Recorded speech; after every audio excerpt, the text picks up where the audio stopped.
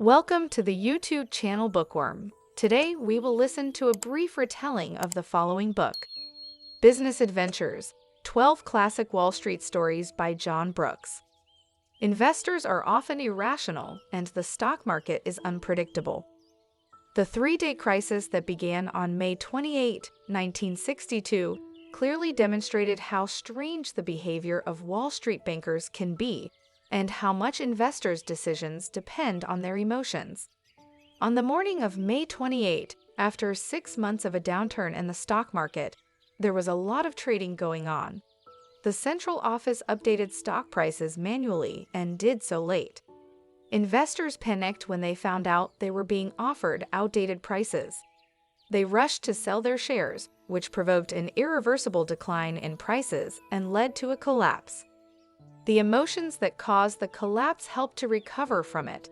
Investors knew that the Dow Jones Index could not fall below 500 points.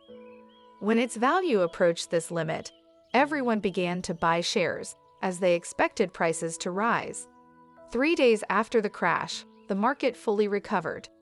Stock exchange officials concluded that the government needed to pay more attention to the business climate, that is, the mood and irrational expectations of the financial market. This inevitable irrationality is the reason for the unpredictability of the market. The only true prediction of market behavior is it will be unstable.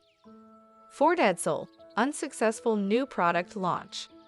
In the late 1950s, the Ford Edsel was supposed to be Ford's flagship product, but turned out to be one of the company's biggest failures. First, the company misjudged the market. In 1955, the American automobile market was booming. Family income was rising, and people were willing to buy mid-range cars in which Ford had no experience. At this time, the company began planning the Edsel model. By the time the Edsel was released in 1958, the market had fallen into recession and consumer tastes had changed, with small, cheap cars becoming popular. The second reason for the failure is that buyers expected too much from the new car. Ford spent $250 million developing the Edsel, the most expensive project at the time, and heavily advertised it in the car's ads. Consumers expected something revolutionary and were disappointed. Edsel turned out to be an ordinary car. The third reason was the wretched design of the Edsel. Ford did a lot of psychological research to make the car attractive to young families with good incomes, but neglected the technical side. As soon as the product was released, buyers found several bugs, from unreliable brakes to jerky acceleration. The federal income tax system should return to its 1913 state. One of the richest men on the planet, Warren Buffett, admits that his tax rate is lower than that of his secretary. This shows how unfair the U.S. federal income tax system is. Consider the development of the system since its inception. In 1913, the federal government introduced an income tax. The reason was that the state's revenues decreased and expenditures increased. Initially, income tax rates were low. The main payers were the richest citizens. Then the rates were constantly raised, and the application of the tax spread to the rest of the population. But for the rich, more and more loopholes appeared. Now, income tax rates are quite high, especially for the middle class. The modern way of structuring the tax is inefficient. Example: freelancers do not enter into new contracts in the middle of the year, so as not to receive more income. It is more profitable for them to pay less taxes than to earn more. A complex system of loopholes has made taxation a real battlefield. The Federal Tax Service annually fights an army of consultants and lawyers who specialize in circumventing the tax code in the interests of citizens. Tax reform is politically inexpedient. Several U.S. presidents have tried to simplify the Internal Revenue Code, but all attempts have failed. The current system benefits too many powerful rich people who are unwilling to forego such benefits. To solve this problem, the system must be returned to the state of 1913. Prohibition of insider trading. In 1959, Texas Gulf Sulphur found a gold mine in Ontario, Canada. Their preliminary drilling tests have unearthed hundreds of millions of dollars worth of copper, silver, and other minerals. People who knew about the find decided to keep quiet about it, secretly buying shares in Texas Gulf. As the rumors began to circulate, Texas Gulf held a press conference and denied them, while its executives continued to buy shares. When the company announced the find, the stock price skyrocketed and its shareholders became rich. This behavior was considered unethical, but insider trading laws were not enforced. This time, the Securities and Exchange Commission charged Texas Gulf with fraud and insider trading. The court had to decide whether the results of the test drilling really proved the value of the find, and whether the company's subsequent pessimistic press releases were deliberately false. The court handed down a guilty verdict and said the public should have a reasonable opportunity to react to any news that affects the share price before company insiders start trading. Since then, insider trading has been legalized and Wall Street games have gotten a little cleaner. Success quickly achieved can also quickly fade away. In the 60s, the automatic copier was a huge success, and its developer, Xerox, became the market leader, but the company soon collapsed. The history of Xerox is divided into 3 phases. 1. Initial success against all odds. It was long believed that people were not interested in copying documents, since the process was expensive. The first copy of the equipment worked on special paper. When Xerox launched the first plain paper copier in 1959, no one expected such a high demand for the product. 6 years later, Xerox's revenue soared to $500 million. 2. Period of stable success. Xerox got back on its feet and began to donate heavily to charitable causes. The company wanted to express its gratitude to those who helped it and use its position to influence society. Example: Xerox became the second largest investor in the University of Rochester, which helped develop photocopying technology. In 1964, they spent $4 million on a television campaign in support of the UN after being openly attacked by right-wing politicians. 3. Success turns into failure. At the height of its fame, in 1965, Xerox lost its technological lead over competitors who made cheap knockoffs. New research and development did not bring results. The company was in a quandary. These stages are a vivid example of the development history of any company. Xerox survived the 3rd stage and is still at the peak of its success. The New York Stock Exchange saves a brokerage company and averts a financial crisis.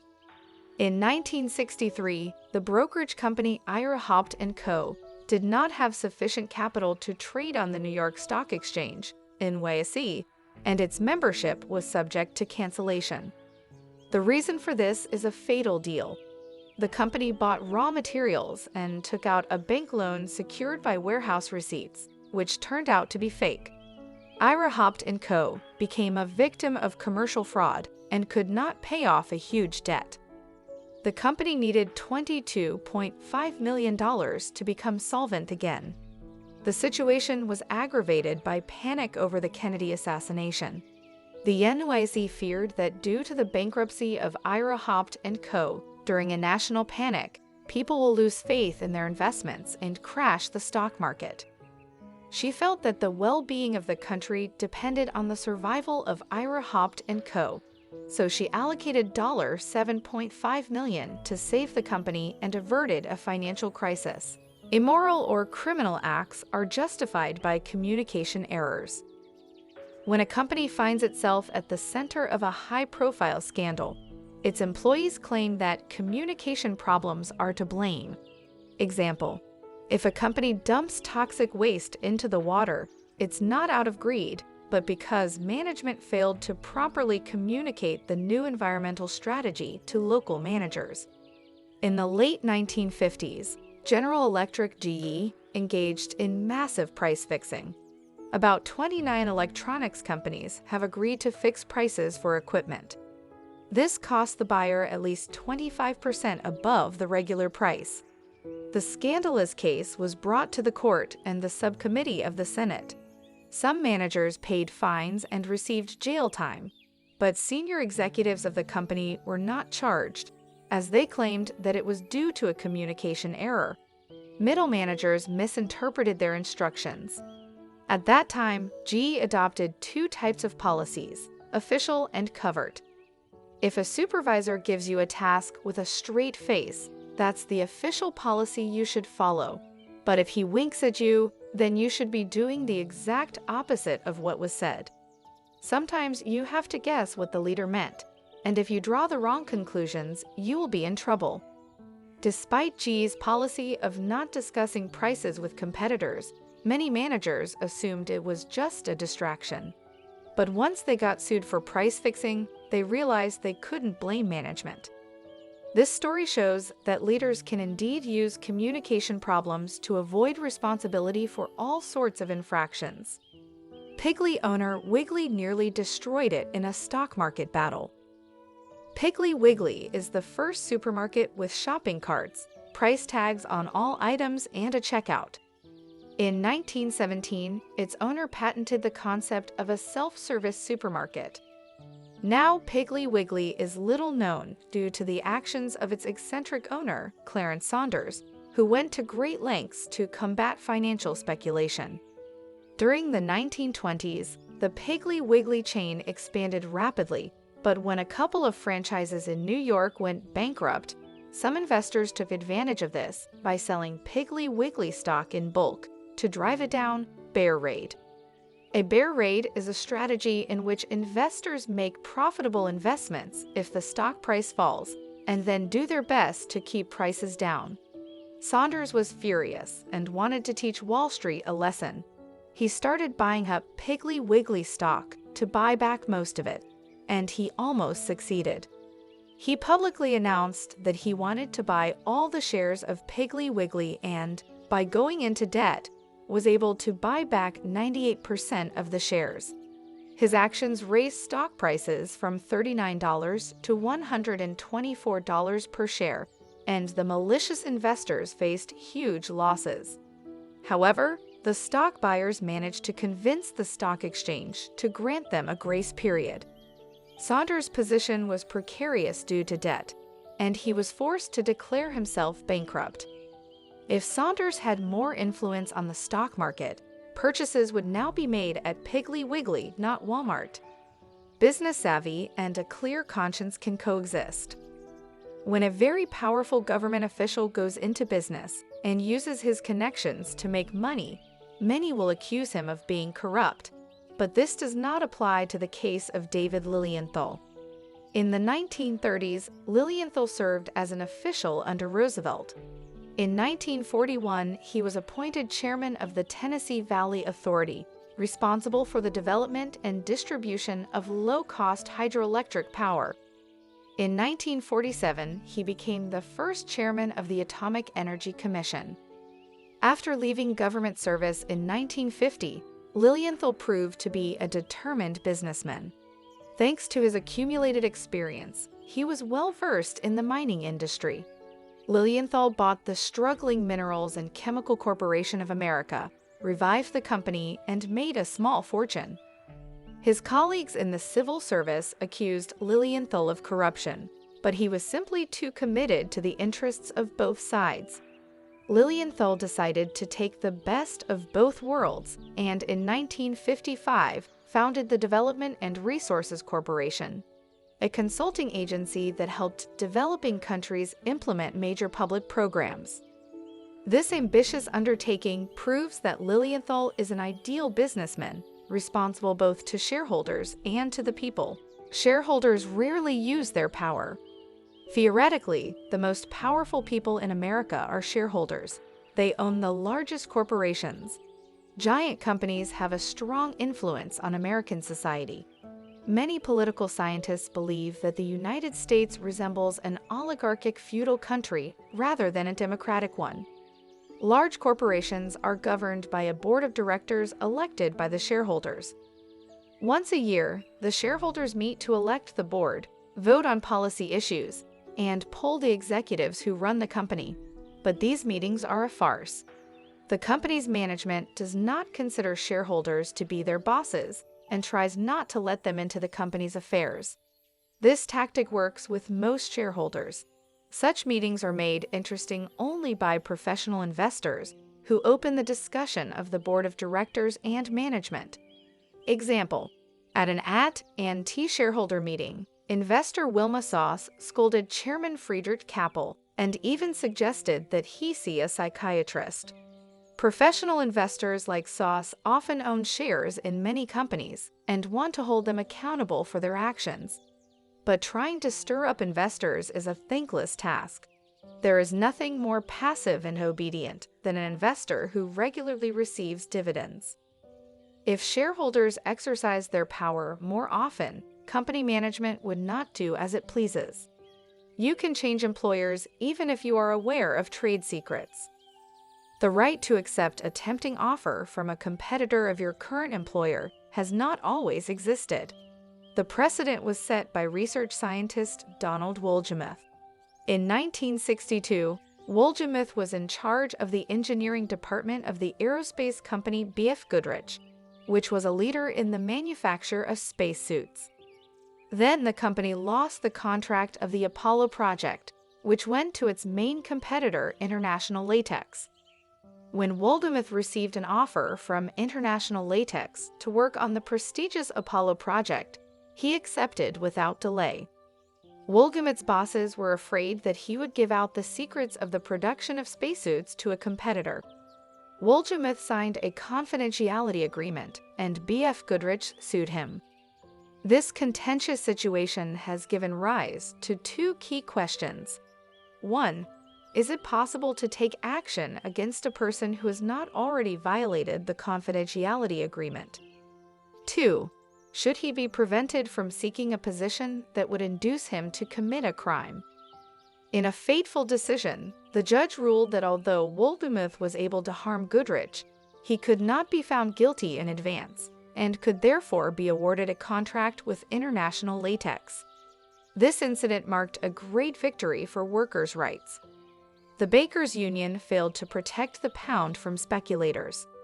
In 1960, the British pound sterling was one of the world's most prestigious currencies. When the pound came under attack by financial speculators in 1964, central banks around the world felt compelled to protect it.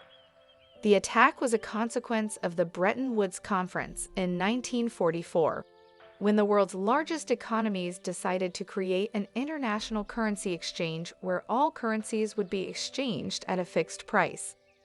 To maintain these fixed prices, governments had to frequently intervene in the foreign exchange market by buying or selling currencies. In 1964, Britain was running a trade deficit. Currency speculators believed that the UK would not be able to maintain a fixed exchange rate and would be forced to devalue the pound. They began to bet against the pound, wanting to lower its value. Faced with a threat not only to the pound sterling, but also to the international currency exchange, an alliance of monetary policy establishments, led by the U.S. Federal Reserve, began buying pounds to prevent the currency from devaluing. It seemed that the tactic was working. The first attacks were repelled, but the speculators were persistent and patient. In 1967, the Union could no longer buy pounds, and the UK had to devalue the currency by more than 14%. The war over the pound was only the first sign of the weakness of the Bretton Woods system, which ended in 1971. The most important. Our view of the financial market and business ethics is driven by history. For example, one person's struggle to change employers had a major impact on workers' rights in general.